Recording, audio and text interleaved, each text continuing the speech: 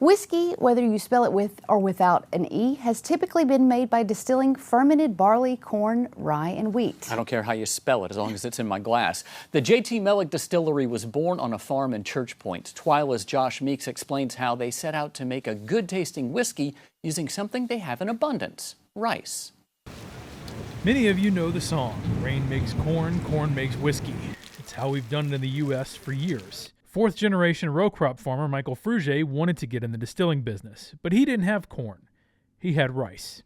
I started looking, did a lot of research online, and ended up at a Distillers convention.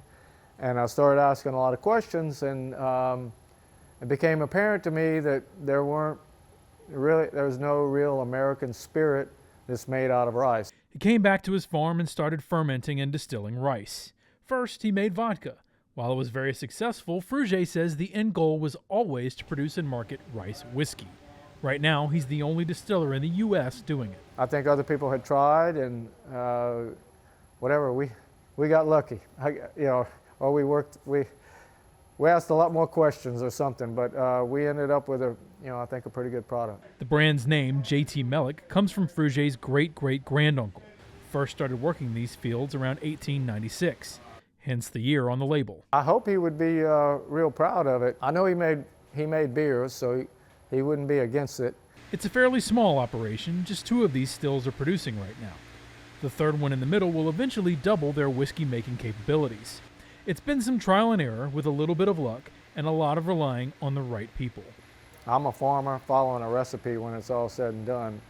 But they helped me develop the recipe, and this is probably 10 different people along the way that gave us advice. But I think some of our initial hunches, like my personal hunches about, one of the critical things was the specific variety that we ended up focusing on. I think that had something to do with it. Another reason for JT Meleck's success, the 5th generation on this farm.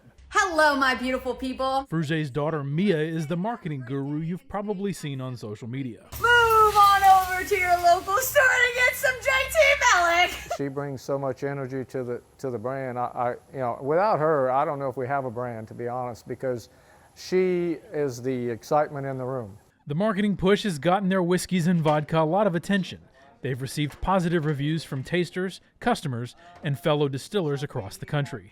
Now, the Frugiers say they're going to release a 6-year aged whiskey later this fall. You can find JT Meleck products in stores all across Louisiana. Just look for the crawfish on the label.